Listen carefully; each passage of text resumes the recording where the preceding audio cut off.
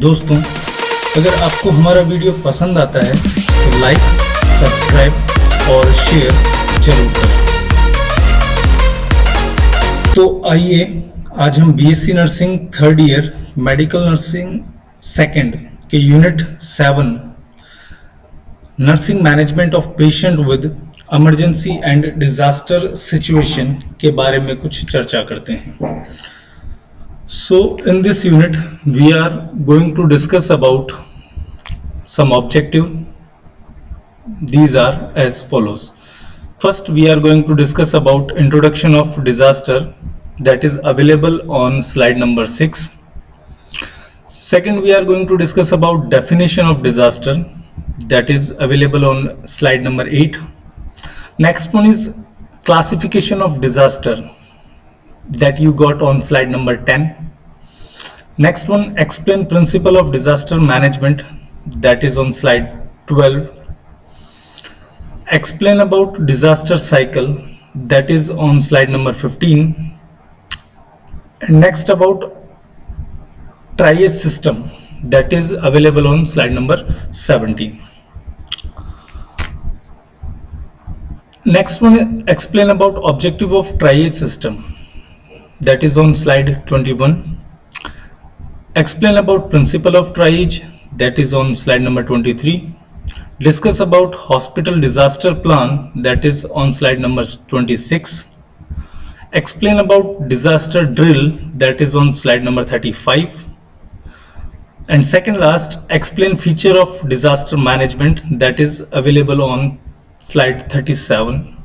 And last, we are going to discuss about role of nurse in disaster management, that is on slide number 40. So let's start with the introduction of disaster. दोस्तों, disaster आप सभी ने इस नाम को सुना होगा और यूं कहा जाए तो करंट सिचुएशन में जिस आपदा से पूरा विश्व आज फाइट कर रहा है कोरोना के अगेंस्ट, ये एक बायोलॉजिकल डिजास्टर का हिस्सा है। रिसेंटली खबरों पे अगर ध्यान दें तो अत्यधिक बारिश की वजह से कई इलाकों में बाढ़ का सामना करना पड़ रहा है, जो भी एक डिजास्टर सिचुएशन है। तो डिजास्टर का नाम आप सभी ने कहीं ना कहीं किन्हीं लम्हों में सुना होगा। So it is an natural and man-made controversy that cause helplessness and suffering, may involve physical injury, loss of property and disturb the normal daily living. Basically disaster जो है वो प्राकृतिक हो सकता है या मानव निर्मित हो सकता है, जो मुख्यतः कम्युनिटी के अंदर एक हेल्पलेसनेस, एक ऐसी क्राइसिस की सिचुएशन, ऐसी एंजाइटी डेवलप करता है जिसमें लोग हेल्प के लिए पुकारते हैं गवर्नमेंट को और दूसरे कम्युनिटी को, क्योंकि उसके अंदर फिजिकल इंजरी भी होती है, उनकी प्रॉपर्टी का भी डैमेज होता है और उनका जो प्राकृतिक डेली लिविंग है वो डिस्टर्ब होती है। तो disaster is a result of ecological breakdown in the relation between human and their environment as a series of और sudden event on a particular geographical scale that stricken community need extraordinary effort to cope with outside. Basically क्या कहा जाए कि disaster एक ऐसा disturbance है between environment और human relation, जो कहीं किसी इलाके पे एक पर्टिकुलर ज्योग्राफिकल स्केल, मीन्स अगर हम ये कहें कि पूरे भारतवर्ष के अंदर आज 1000 मौतें हुई तो वो डिजास्टर नहीं माना जाएगा, क्योंकि वो पर्टिकुलर अलग अलग जगह हुई हैं, है ना। कुछ मौतें राजस्थान में, कुछ दिल्ली में, कुछ मिजोरम, कुछ नागालैंड, कुछ तमिलनाडु, ये किसी एक जगह पे नहीं है। लेकिन क्या हो कि ये सारी मौतें या सारे डेड क्लाइंट एक ही जगह पे हो, उस सिचुएशन में हम इसे डिजास्टर कंसीडर करते हैं, क्योंकि एक पर्टिकुलर ज्योग्राफिकल स्केल पे ये सारा कुछ होना जरूरी है। एक किसी सांख्यिक रूप पे ये मौजूद हुआ, जिसकी वजह से जो वहां पे अवेलेबल रिसोर्सेस थे वो सफिशिएंट नहीं थे कि हम उस सिचुएशन को ओवरकम कर जाएं या रूल आउट सॉल्व आउट कर सकें, which need extraordinary effort to overcome that situation. उस सिचुएशन पे हमें काम करने के लिए एक्स्ट्रा एफर्ट की रिक्वायरमेंट है, एक्स्ट्रा मटेरियल की रिक्वायरमेंट है, एक्स्ट्रा ह्यूमन सोर्सेस की रिक्वायरमेंट है, मैन पावर की रिक्वायरमेंट है उस सिचुएशन को कंसीडर और उस सिचुएशन को सॉल्व आउट करने के लिए। बेसिकली डिजास्टर जो है एक ग्रीक वर्ड से मिलके बना है, डिस प्लस एस्टर, जिसका शाब्दिक अर्थ होता है बैड स्टार, बुरा सितारा। तो ये था इंट्रोडक्शन के बारे में। Next we are going to discuss about definition of disaster. So disaster is an any occurrence that cause damage, economic disruption, loss of human life and deterioration of health and health services on a scale sufficient to warrant an extraordinary response from outside the affected community or area. This is according with the WHO. So disaster एक कोई भी ऐसी घटना है जो economic disruption करता है, human life को नुकसान पहुंचाता है, और जहां उस कम्युनिटी की जो हेल्थ है वो कॉम्प्रोमाइज होती है और हेल्थ सर्विसेज भी कॉम्प्रोमाइज होती है एक पर्टिकुलर जगह के ऊपर, और इसको ओवरकम करने के लिए एक्स्ट्रा ऑर्डिनरी रेस्पॉन्स की रिक्वायरमेंट बनती है, क्योंकि वहां पे अवेलेबल रिसोर्सेज उस सिचुएशन को सॉल्व आउट करने के लिए सफिशिएंट नहीं है। ये डेफिनेशन WHO ने दी थी। Next one is a disaster is an event, natural और मैन मेड, सडन और progressive, which impact with such severity that the affected community has to respond by taking exceptional measure. W. Nick Carter. So disaster या तो मानव निर्मित है या प्राकृतिक है, एकदम से हुआ है या धीरे धीरे हो रहा है, ऐसी कोई भी सिचुएशन हो सकती है एक पर्टिकुलर कम्युनिटी के ऊपर जिसमें एक्सेप्शनल मेजर्स को ओवररूल्ड करने की आवश्यकता पड़ती है।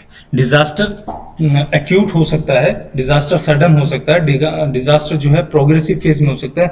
आप कोरोना को याद कीजिए, कोरोना जब शुरू में आया था तो कोरोना के कुछ ही केसेस चाइना के अंदर मौजूद थे, ये धीरे धीरे वर्ल्ड वाइड स्प्रेड होता गया। इट मींस डिजास्टर जो था वो प्रोग्रेसिव मोड का था। कोरोना में जो डिजास्टर डेवलप हुआ है वो प्रोग्रेसिव मोड का था। इंडिया में जब कोरोना आया तो उसके कुछ फिंगर्स पे काउंट करने जितने केसेस थे, लेकिन धीरे धीरे ये पूरे इंडिया में आज की डेट में 24 लाख के अबव जो केसेस हैं, ठीक है। ये इसका मतलब क्या है कि ये सारी सिचुएशन जो है वो प्रोग्रेसिव फॉर्म, ग्रेजुअली फॉर्म में ये जो डिजास्टर है कोरोना वायरस का ये स्प्रेड हुआ है। वहीं दूसरी तरफ सडन का एग्जांपल दो तो अर्थक्वेक, एकदम से भूकंप अगर किसी एक जगह पे आता है, एकदम से कहीं पे बाढ़ आती है, तो ये जो एग्जांपल है वो सडन डिजास्टर के एग्जांपल है। नेक्स्ट हम बात करते हैं classification of disaster. So basically disaster को हम दो भागों में डिवाइड करते हैं, नेचुरल और मैन मेड। नेचुरल की बात करें तो ऐसे डिजास्टर जिसमें ह्यूमन का कोई भी डायरेक्ट रोल नहीं होता है, ठीक है, उसको हम बोलते हैं नेचुरल डिजास्टर। और जिसमें कंप्लीट रोल ह्यूमन का होता है उसे हम बोलते हैं man made disaster. So example of natural disaster, first one is thunder storm, cyclone, बर्फीले तूफान, और साइक्लोन, अर्थक्वेक और बायोलॉजिकल डिजास्टर एटसेट्रा। सो ये सारे जो हैं वो नेचुरल डिजास्टर में, इसमें कहीं पर भी ह्यूमन का कोई डायरेक्ट इन्वॉल्वमेंट नहीं है, ठीक है, तो हम इसे नेचुरल डिजास्टर के रूप में कंसीडर करेंगे। मैनमेड जहां पे नेचर का रोल नहीं है, सिर्फ मानव निर्मित, कुछ मानव श्रृंखला के द्वारा ये निर्मित हुए हैं और उसी के द्वारा ये आपदा घटित हुई है। वार, इसमें नेचुरल कोई रोल नहीं है, ठीक है, एक देश दूसरे देश से युद्ध करता है, कहीं पे कोई लड़ाई होती है, तो ये मैनमेड डिजास्टर का हिस्सा है। एक्सीडेंट, कोलैप्शन ऑफ बिल्डिंग, ठीक है, कोलैप्शन ऑफ व्हीकल्स, ये सारे एक्सीडेंट जो हैं वो मैन मेड डिजास्टर में कंसिडर किए जाते हैं। टेक्नोलॉजिकल फेलियर्स, जो भी मैन मेड डेवलप्ड टेक्नोलॉजी है उसमें अगर कहीं कोई फेलियर होता है, कॉलिजन ऑफ एरोप्लेन है ना, स्लाइडिंग ऑफ एरोप्लेन, ये सारे क्या है, मैन मेड डिजास्टर है।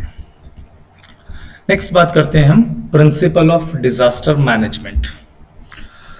So first one is prevent the disaster. पहला प्रिंसिपल ये कहता है कि डिजास्टर को जितना हो सके संभवतः हमें डिजास्टर को प्रिवेंट करना है, होने ही ना देना है। ठीक है, ऐसे सिचुएशन को या ऐसे हमें काम करना है कि डिजास्टर जो है वो नहीं हो। अगर डिजास्टर की अक्रेंस को हम प्रिवेंट नहीं कर सकते हैं, देन सेकंड प्रिंसिपल आता है मिनिमाइज द कैजुअलिटी।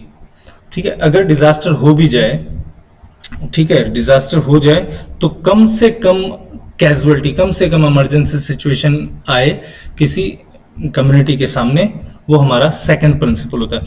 अगर ये दोनों चीजें फेल हो जाती है, prevention of occurrence and minimize the casualty, उस कंडीशन में हमें क्या करना है कि जिस कम्युनिटी के अंदर ये डिजास्टर इम्पैक्ट आया है वहां पे फर्दर कैजुअलिटी को प्रिवेंट करना है। ठीक है, हो चुका जितना नुकसान होना था हम नहीं कर पाए प्रिवेंट डिजास्टर को, ठीक है, कैजुअलिटी भी मैक्सिमम हो गई, लेकिन अब इसके बाद फर्दर कैजुअलिटी नहीं होनी चाहिए। ठीक है, जैसे ड्यूरिंग हैंडलिंग, ड्यूरिंग ट्रांसफरिंग, ठीक है, इन टाइम पे हमें विशेष तौर पे कुछ ध्यान देना है जहां की जो पब्लिक है, कम्युनिटी है, उस पर फर्दर कैजुअलिटी ना हो।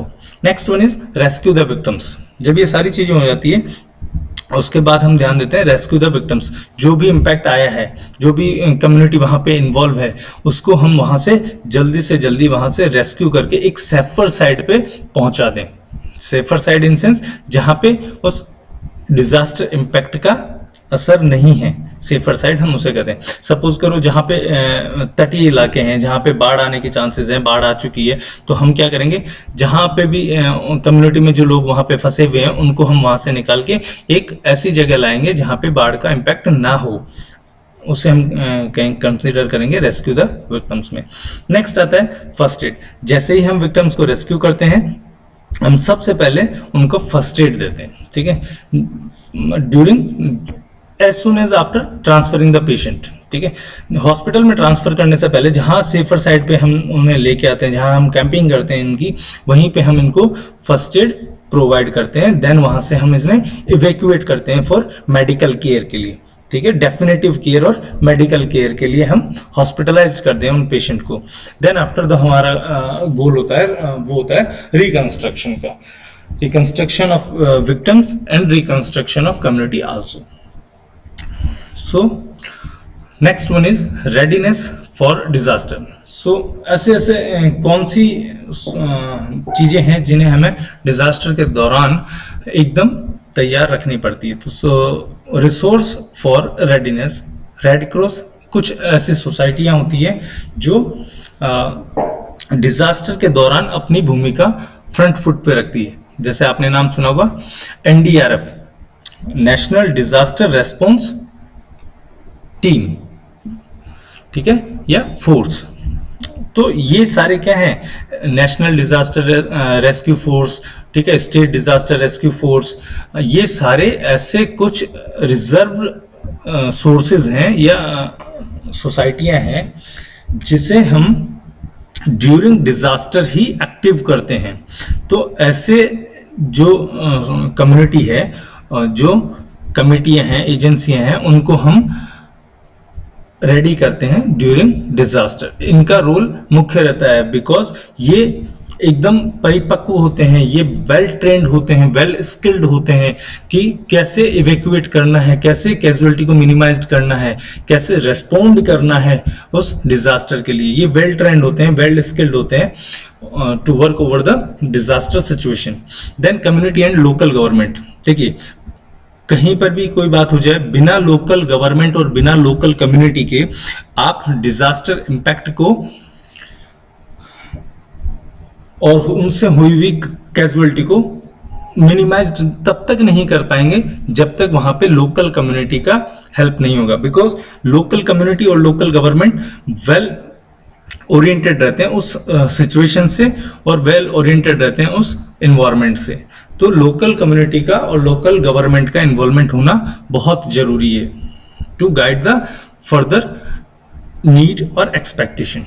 देन सिविल डिफेंस सर्विसेज, जो आपके सिविल डिफेंस सर्विसेज हैं उनका इन्वॉल्वमेंट भी होना जरूरी है ड्यूरिंग डिजास्टर। तो हम इनको भी रेडी टू मूव रखते हैं ड्यूरिंग डिजास्टर इम्पैक्ट। नेक्स्ट है डिजास्टर प्री प्लानिंग। डिजास्टर के होने से पहले भी हम कुछ प्लानिंग करते हैं, बिकॉज देखिए प्यास लगी तब कुआं खोदने जाएं तो ये सिचुएशन एप्लीकेबल नहीं होती है।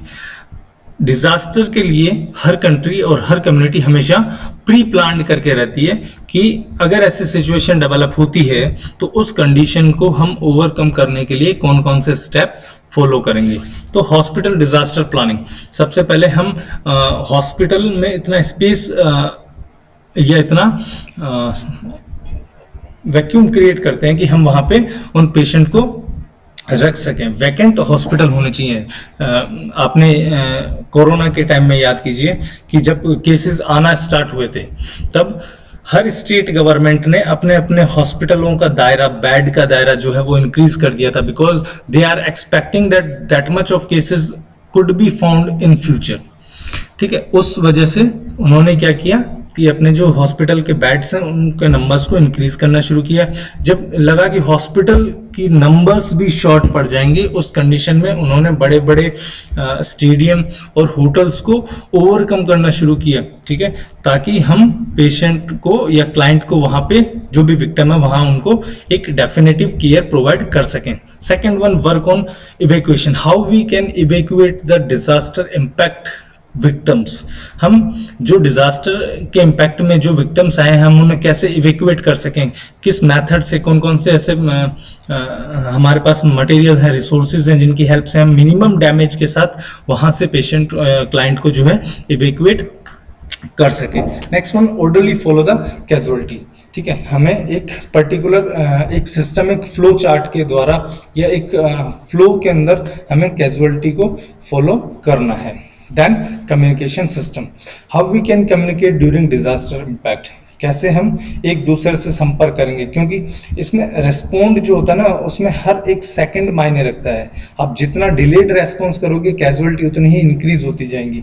तो एक फास्ट कम्युनिकेशन और एक सिस्टमेटिक कम्युनिकेशन डिजास्टर के अंदर बहुत मायने रखता है, बिकॉज अगर मिसकम्युनिकेशन होता है तो रिपीटिशन ऑफ वर्क होने के चांसेस होते हैं और फर्दर ऐसे रेस्पॉन्स जो हैं वो मिस ऑर्डर होने के चांसेस होते हैं। तो कम्युनिकेशन बहुत ही ज़्यादा जरूरी है, बिकॉज मैन पावर जो है वो एक बहुत बड़ा रोल है डिजास्टर के रूप में, डिजास्टर के अंदर। तो मैन पावर को इंक्रीज करने के लिए हमें कम्युनिकेशन और स्किल जो वहाँ पे लोकल गवर्न बॉडीज हैं उनको वेल स्किल्ड बनाना है, कुछ ही टाइम में उनको ट्रेन करना है और एक ऐसा कम्युनिकेशन सिस्टम एस्टेब्लिश करना है कि हम एक प्रॉपर चेन में काम करें ताकि जो कैजुअलिटी है वो मिनिमाइज हो सके, हम वहां से विक्टिम्स को इवैक्यूएट कर सकें। Next one is disaster cycle. So what happen in disaster cycle, first बीच में आप देखिए डिजास्टर बड़े शब्दों में लिखा हुआ है।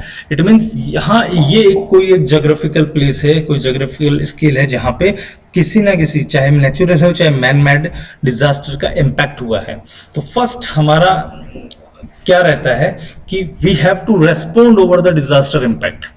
सबसे पहले हमें उस डिजास्टर इम्पैक्ट के ऊपर रेस्पोंड करना है और रेस्पोंड के साथ रिकवरी करनी है। Recovery of human, recovery of life, recovery of animals, recovery of material, ये सारी चीजें जैसे ही कोई डिजास्टर होता है हम वहां पे मौके पे पहुंचते हैं और मौके पे पहुंच के हम पेशेंट क्लाइंट को और वहां पे मौजूदा सामग्री को हम वहां से रिकवर्ड करते हैं, वहां से हम निकालते हैं जो हो चुका है। नेक्स्ट फॉलो करते हैं हम मिटिगेशन को। मिटिगेशन होता है एक वर्स्ट इम्पैक्ट को रिड्यूस करना, ठीक है, या वहां से हम पेशेंट को दूर ले जाते हैं, ठीक है, ताकि उस इम्पैक्ट का जो साइकोलॉजिकल असर आया है वहाँ की कम्युनिटी पे, वो कुछ हद तक रिड्यूस हो सके। जब हम मिटिगेशन का स्टेप फॉलो कर देते हैं, देन हम बात करते हैं रिस्क रिडक्शन की। ठीक है, रिस्क रिडक्शन की फर्दर जो अभी जो इम्पैक्ट आया है, ठीक है, उस इम्पैक्ट का क्या कॉज रहा है, ठीक है, उस इम्पैक्ट पे से कितना असर हुआ है लोकल कम्युनिटी को। तो इन फ्यूचर अगर ये सारी चीजें होती है तो हम उस डिजास्टर के इम्पैक्ट के रिस्क को कितना रिड्यूस कर सकते हैं। ठीक है, एक हम बात करते हैं ड्राइड लैंड की। सूखा जब पड़ता है तो हम वहां पे क्या करते हैं, एक्सेसिव प्लांटेशन करवाते हैं ताकि बार बार सूखा ना पड़े। तो जहां पे बात आती है फ्लड की, तो हम ड्रेनेज ऑफ वाटर सिस्टम पे काम करते हैं कि बाद में जो है वहां पे बाढ़ के हालात ना हो। हम पानी को, वाटर को वहां से इवैक्यूएट करते हैं, ड्रेन आउट करते हैं बाहर। देन हम करते हैं प्रिवेंशन फॉर फर्दर कैजुअलिटी और फर्दर डिजास्टर इम्पैक्ट। और उसके बाद हम फॉलो करते हैं प्री प्रिपेयर्डनेस को। और प्री प्रिपेयर्डनेस में मतलब हम जानते हैं यहाँ पे डिजास्टर का इम्पैक्ट होता है रूटीनली, और हर बार अगर यहाँ पे डिजास्टर, एग्जांपल मैं बिहार का एक एग्जांपल लेता हूँ कि वहाँ आए दिन हर साल लगभग बिहार में बाढ़ आती है, असम में बाढ़ आती है महानदी के उफान से। तो क्या होता है कि जैसे ही वो सीजन स्टार्ट होता है, वो सर्टेन टाइम इंटरवल स्टार्ट होता है, वहाँ की एजेंसियां एक्टिव हो जाती है और उसके बाद वहाँ से लोगों को इवैक्यूएट करना स्टार्ट कर देती है जहाँ पे चांसेस हैं फ्लड आने के। एक एग्जांपल ये। दूसरा, जापान में हर साल भारी भूकंप आते हैं, तो उन भूकंप को हम कंट्रोल नहीं कर सकते। भूकंप अर्थक्वेक को हम प्रिडिक्ट नहीं कर सकते। नोबडी कैन प्रिडिक्ट दैट कि अर्थक्वेक आएगा और किस समय आएगा। क्या किया जापान में कि इस सारी चीज से बचने के लिए उन्होंने कंक्रीट और सीमेंट के घर बनाने बंद कर दिए उस जगह पे जहां अर्थक्वेक का इम्पैक्ट सबसे ज्यादा आता है। उन्होंने इस्तेमाल किया वहां पे वुडन हाउसेस का। अर्थक्वेक आए, वुडन हाउस फिर गिरे और उसके बाद उन्होंने उसी सामान को वापस यूज करके वापस से घर बनाना स्टार्ट कर दिया। वहां पे कैजुअलिटी मिनिमाइज्ड होने लग गई, वहां पे रिस्क रिडक्शन पे काम हुआ, प्रिवेंटिव मेथड पे काम हुआ और वहां पे डिजास्टर का इम्पैक्ट भी रिड्यूस हो गया, क्योंकि सीमेंट और कंक्रीट के घर गिरने से जो नुकसान होता है वो नुकसान वुडन हाउसेस से नहीं होता है। ठीक है, तो ये था डिजास्टर साइकिल।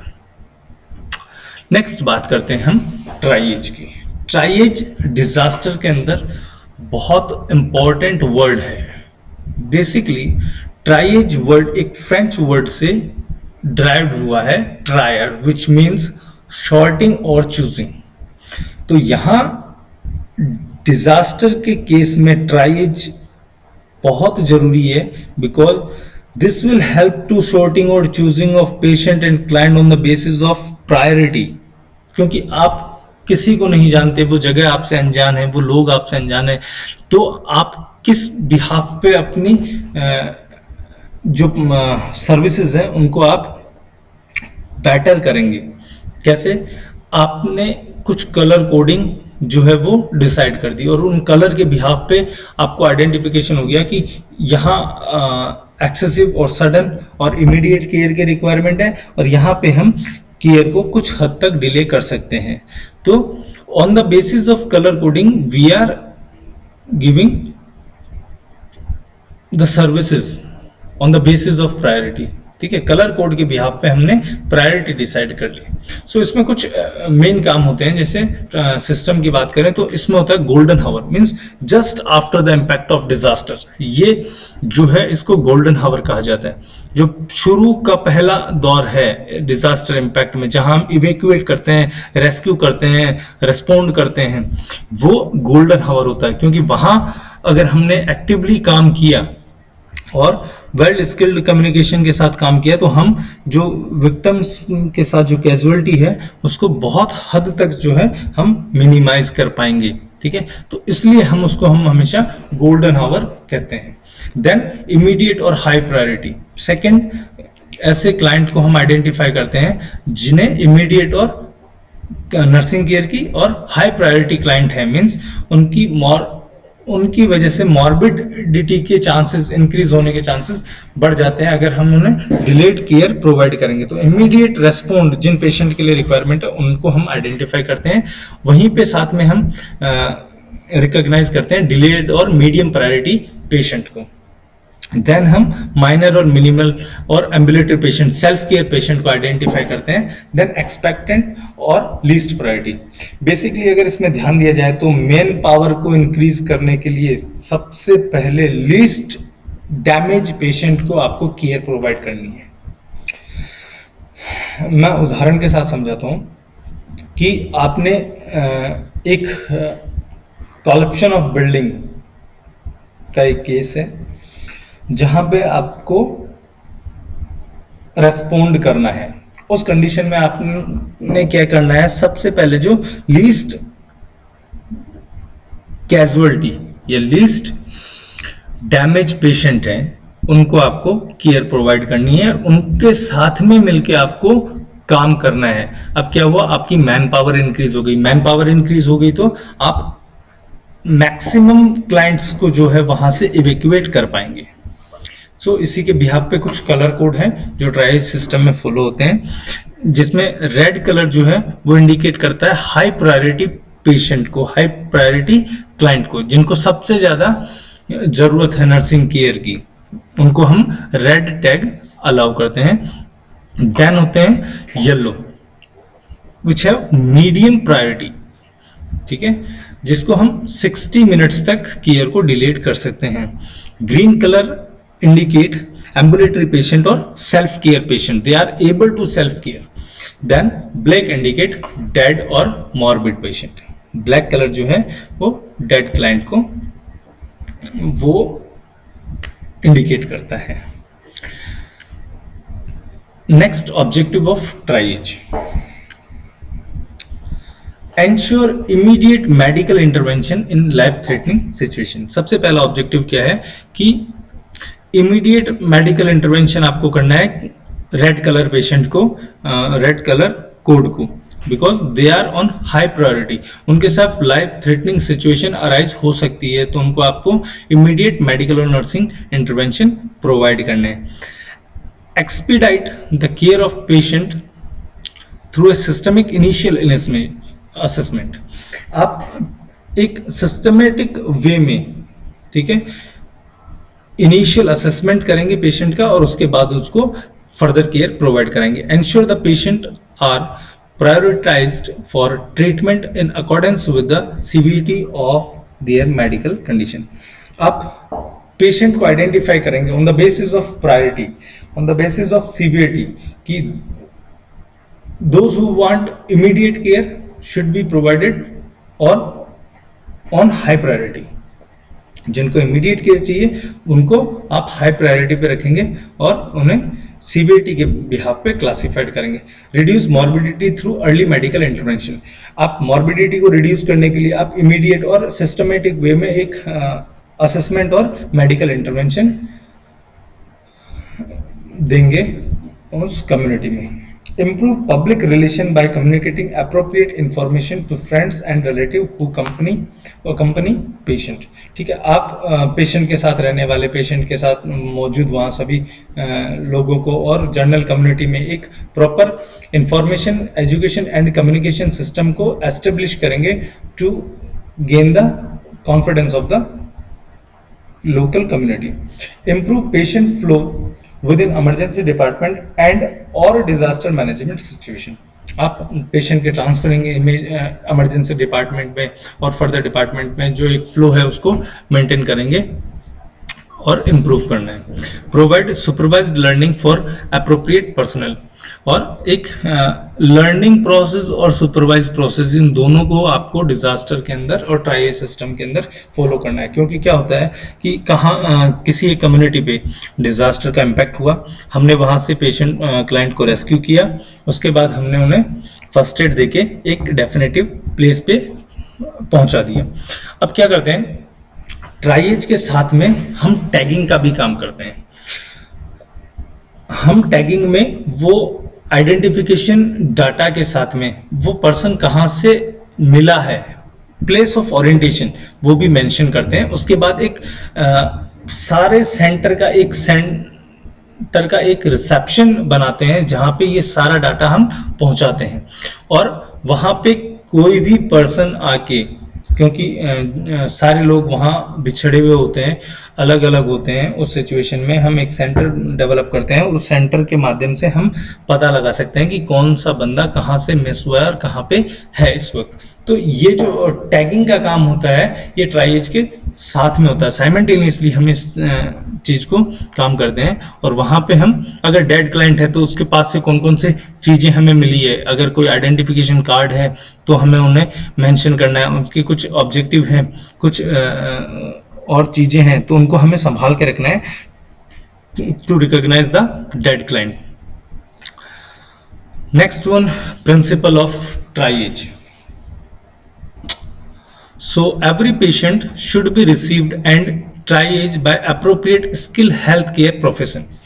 जब भी हम सेंटर में कोई भी क्लाइंट को रिसीव करते हैं तो एक प्रॉपर टैगिंग करना है, प्रॉपर ट्राईएज सिस्टम कलर कोड को उसे अलॉट करना है किसी स्किल हेल्थ पर्सन के द्वारा। Triage is a clinical managerial decision and must involve collaborative planning. ठीक है, ट्राईएज क्या है, एक आपको मैनेजमेंट पावर देता है, एक मैनेजरल डिसीजन देता है, क्योंकि ट्राईएज की हेल्प से अगर आप कोडिंग में कलर कोड प्रोवाइड करने में वेल स्किल नहीं है, ठीक है, उस कंडीशन में क्या होगा, अगर सपोज करिए रेड को आपने येलो कोड दिया तो उस कंडीशन में मॉर्बिडिटी रेट जो है वो इंक्रीज हो जाएगी, जो हाइक हो जाएगी, क्योंकि कलर कोडिंग को और उस सिचुएशन को आइडेंटिफाई करना, असेसमेंट करना बहुत जरूरी है to reduce the further casualty. The triage process should not cause a delay in the delivery of effective clinical care. Triage के बाद और ट्राईएज सिस्टम को अलॉट करने के लिए हमें सडन रिस्पॉन्ड करना है, डिलेड जो है वो कैजुअलिटी को इंक्रीज कर सकते हैं। Next, hospital disaster plan. So here the objective of hospital disaster plan: first, preparedness of staff, optimizing of resources and mobilization of the logistic and supplies within short notice। सबसे पहला objective क्या होता है कि हमें स्टाफ, हॉस्पिटल स्टाफ को prepared करना है डिजास्टर के लिए। ठीक है, कोई भी डिजास्टर हुआ तो उसमें role and responsibility of staff को फिक्स करना है। ठीक है, हमारे पास जो भी अवेलेबल रिसोर्सेज हैं उन्हें उनका मैक्सिमम यूज करना है, और कोई भी चीज मूव करवानी है तो एक प्रॉपर वे में हमें मूव करवानी है विद इन्वेंट्री एंड सप्लाई। ये सारी चीजें जो है ना एक बहुत शॉर्ट नोटिस में होनी चाहिए, डिलेड नहीं होनी चाहिए। अगर डिजास्टर का इम्पैक्ट आया, हॉस्पिटल इमरजेंसी में इसकी इंफॉर्मेशन आई, तो एक सडन कोडिंग के द्वारा पूरे हॉस्पिटल स्टाफ को अलर्ट पे रखना चाहिए। कलर कोड ब्लू, ठीक है, ऐसे कुछ कोड होते हैं जो हॉस्पिटल को अलर्ट पे डालते हैं कि कुछ मैसिव सिचुएशन या डिजास्टर की सिचुएशन अराइज हुई है। Next one, to make community aware about hospital disaster plan and benefit of the plan. आपने जो प्लान बनाया वो ठीक है, लेकिन कम्युनिटी को भी उसके बारे में अवेयर करना चाहिए, because to take maximum utilisation of this facility. ठीक है, हमें पता है हम हॉस्पिटल में we are on our toes, but the community member also have that knowledge, proper knowledge regarding the plan of hospital disaster management। ठीक है, उस प्लान के बारे में कम्युनिटी को पता होना चाहिए ताकि वो मैक्सिमम यूज उसका ले सकें। Next one, training and motivation of the staff. आपको well skilled, well trained personal की रिक्वायरमेंट पड़ती है ड्यूरिंग डिजास्टर मैनेजमेंट, तो प्रॉपर ट्रेनिंग और मोटिवेशन जो है वो स्टाफ का करना आवश्यक होता है। Next, to carry out mock drill. Mock drill एक ऐसी एक्सरसाइज और ऐसा प्रैक्टिस होता है जो एक्चुअली में रियलिस्टिक सिचुएशन नहीं है, but based on realistic situation हम वो सारे प्रोसीजर फॉलो करते हैं स्टेप बाय स्टेप, जो उस कंडीशन में एक्चुअल पे होने पे करने वाले हैं, उसे हम कहते हैं mock drill. Then documentation of the plan and making hospital staff aware about the various step of plan. इन सारों चीजों को आपको डॉक्यूमेंटेशन करना है, आपको डिस्प्ले करना है, ठीक है, इस पूरे प्लान को। और make sure that your staff, hospital staff should aware about this plan. और साथ में ही आपको ये बताना है कि कौन कौन से स्टेप किस डिजास्टर में आपको फॉलो करने हैं। एग्जाम्पल, आपने बहुत हॉस्पिटलों में देखा होगा, फायर एक्सटिंग्विशर के साथ में एक चीज लिखी होती है PASS, पास। ये सारे शॉर्ट फॉर्म हैं। ये शॉर्ट फॉर्म इंडिकेट करते हैं कि P represent for what, A represent for what and S represent for what. ये इस स्टेप में आपको काम करना है ड्यूरिंग फायर, ठीक है। ऐसे ही जो भी डिजास्टर प्लान हॉस्पिटल ने प्रोवाइड किया है वो स्टाफ को पता होना चाहिए, और उसमें फॉलो करने वाले स्टेप भी स्टाफ को पता होना आवश्यक है। नेक्स्ट है design of hospital disaster plan. So first है इसमें disaster management committee. Disaster management committee में डायरेक्टर ऑफ द हॉस्पिटल जो है वो प्रमुख है। उसके बाद उसके अंडर में आते हैं HOD of accident and emergency situation. जो आपके कैजुअलिटी डिपार्टमेंट के हेड हैं उनका सेकंड रोल रहता है, बिकॉज उनको फर्स्ट रिएक्शन देना पड़ता है ड्यूरिंग डिजास्टर। नेक्स्ट है all head of department. Next nursing superintendent, then hospital administrator, then representative of the staff. Next one, function of the disaster management committee. So the function of the committee are to prepare a hospital disaster plan for hospital. आपको एक hospital disaster plan prepare करना है अपने hospital के लिए। To prepare departmental plan in support of various hospital plan. आपको hospital disaster plan के साथ में आपको डिपार्टमेंटल प्लान भी प्रिपेयर करना है। Then you have to assign duties to the staff. What are the step following during the disaster, what are the role and responsibility of staff during disaster situation. Then you have to establishment of criteria of emergency care. What are the criteria या what services we are going to deal during disaster. तो ये सारी चीजें जो हैं वो establish करनी है। Next to conduct supervise and evaluate the training programme. साथ में ही हम जब मॉक ड्रिल करते हैं, जब हम ट्रेनिंग प्रोवाइड करवाते हैं स्टाफ को, तो उसमें हमें सुपरविजन और इवेल्युएशन भी करना है। Next to supervise the mock drill, same as we earlier discuss कि मॉक ड्रिल को भी इवेल्युएट और सुपरवाइज करना है with updating of plan and need arises. जैसे जैसे सिचुएशन चेंज होती रहती है, हमें अपने प्लान को भी मॉडिफाइड करना है और एसेंशियल रिक्वायरमेंट को भी उसमें ऐड करना है। Then organise community awareness programme through mass media. Mass media की हेल्प से आपको कम्युनिटी में अवेयरनेस प्रोग्राम को लॉन्च करना है। आपको बताना है कि इस दौरान आपकी क्या रोल रेस्पॉन्सिबिलिटी रहती है, आप कैसे हमारी हेल्प कर सकते हैं या कैसे आप उस सिचुएशन से इवैक्यूएट कर सकते हैं। Last followed by assist in information, education and communication program in respect of disaster preparedness, prevention and management। और आपको एक IEC मेथड से disaster pre preparedness, disaster impact और डिजास्टर मैनेजमेंट के बारे में आपको इंफॉर्मेशन प्रोवाइड करनी है to give the knowledge to the community. Then role and function. So disaster coordinator, the coordinator role will be first one organizing of the situation, organizing of the several things। जो भी वहां पे संस्था के अंदर जो सिचुएशन के दौरान जो एसेंशियल ड्रिल्स हैं, जो प्रैक्टिस हैं, उनको ऑर्गेनाइजिंग करवाने की रेस्पॉन्सिबिलिटी होती है। फर्दर ट्रेनिंग को ऑर्गेनाइज करवाने का रोल होता है। ठीक है, आप ट्रेनिंग के साथ में प्रैक्टिस आप करवा सकते हैं। तो ये सारी जो है वो एक हॉस्पिटल की रेस्पॉन्सिबिलिटी है कि वो टाइम टू टाइम डिजास्टर के रिगार्डिंग कुछ ना कुछ जो प्रोग्राम है उनको ऑर्गेनाइज करवाए। साथ में ही आईईसी का ध्यान रखें कि इंफॉर्मेशन, एजुकेशन और कम्युनिकेशन चैनल भी मास मीडिया के द्वारा ऑर्गेनाइज होता रहे time to time. Next one is communicating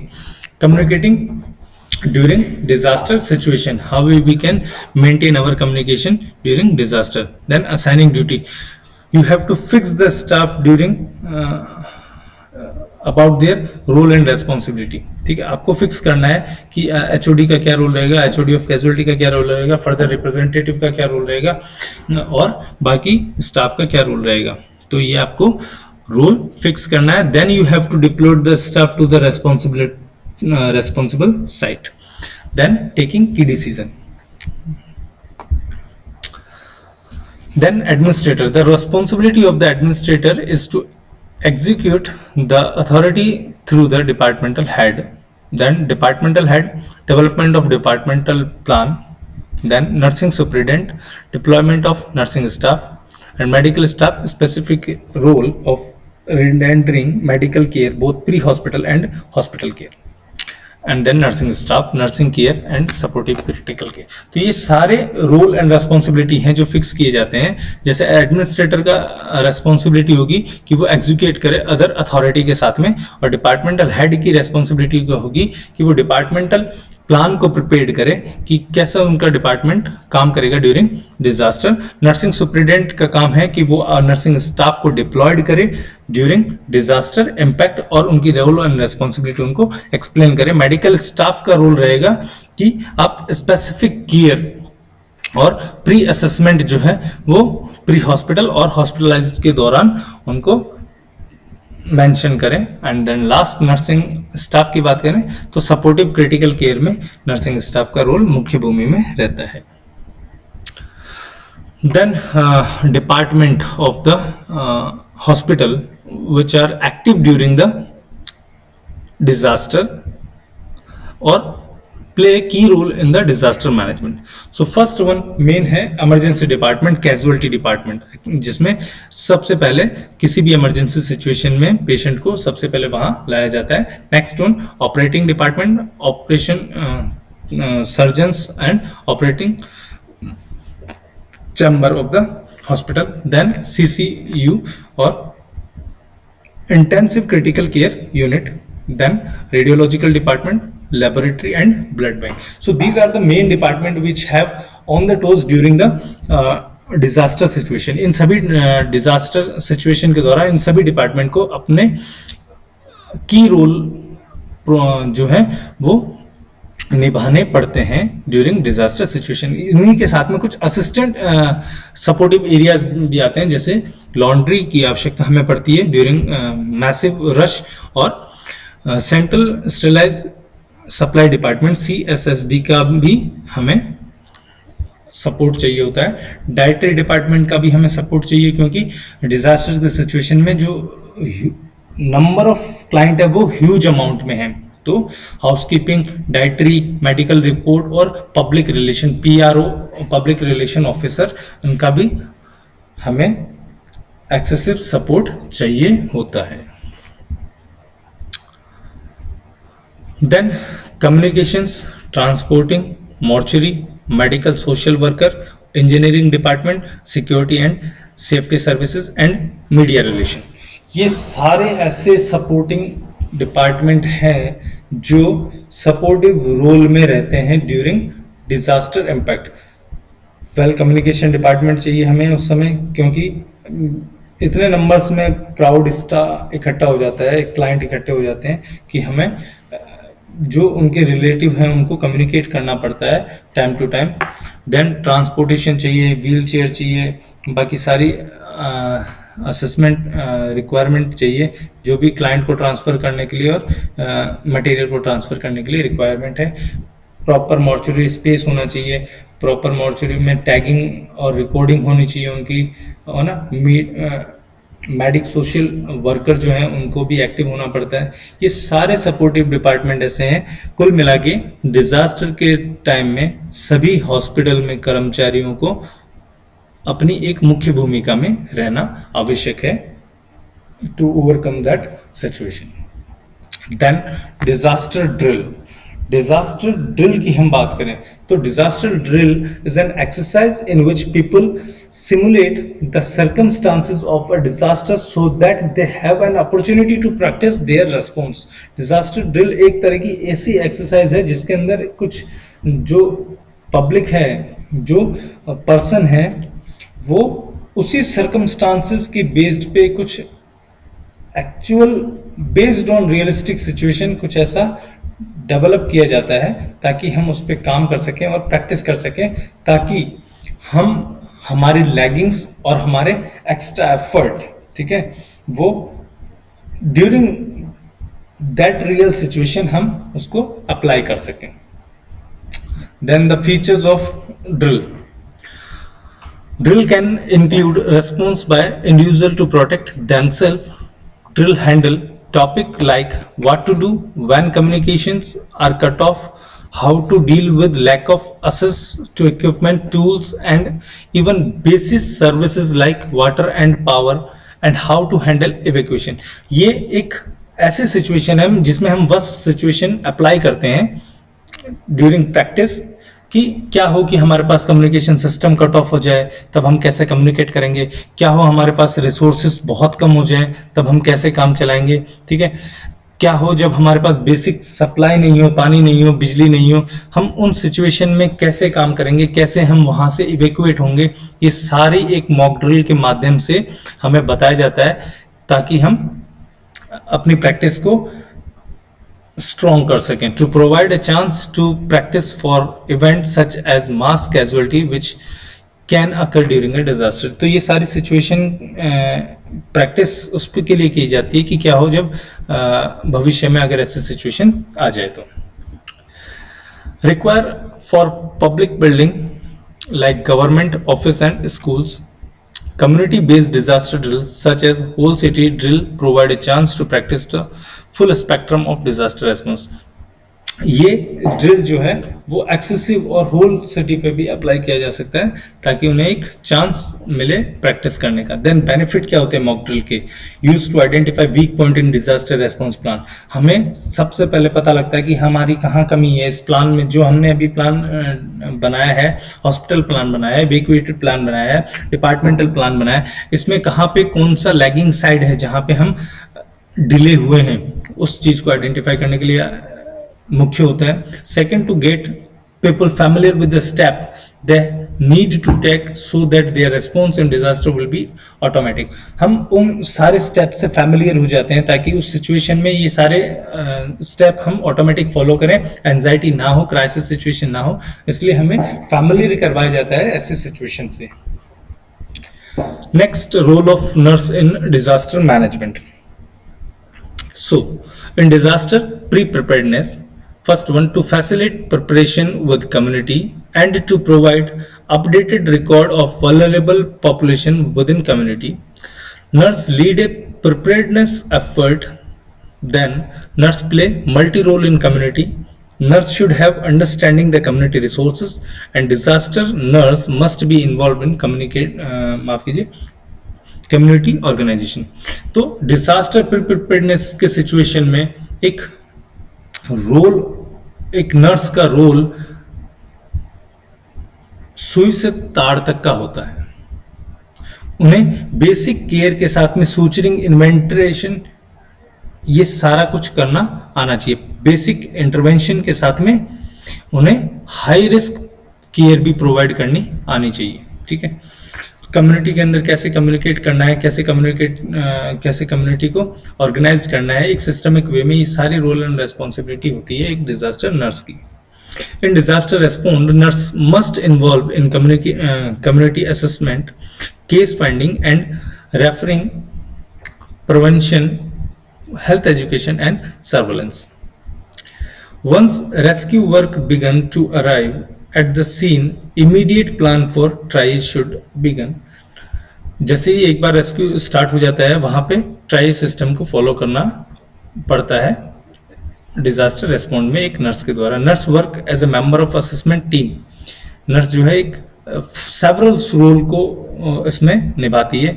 nurse एक मैनेजर के रूप में काम करती है, एक असेसमेंट ऑफिसर के रूप में काम करती है, नर्स एक कम्युनिकेटर ऑफिसर के रूप में काम करती है. तो एक सेवरल रोल जो है वो इसमें निभाने पड़ते हैं एक नर्स को, and to be involve in ongoing surveillance. Next, in disaster recovery, first, successful recovery preparation. Second, health teaching to the local community. Psychological support who lost their lovable during disaster. Then refer to hospital as needed. Who are the victims which is evacuated from the disaster scene should give first aid first, then refer for hospital for definitive intervention. Then remain alert for environmental health. बाकियों को जो है हमें एक alert पे रखना है कि आपकी इस कम्युनिटी के अंदर ऐसे फर्दर चांसेस हो सकते हैं सेकेंडरी डिसीज के जनरेट होने के. Then parameter of nursing practice. First, perform respiratory airway assessment.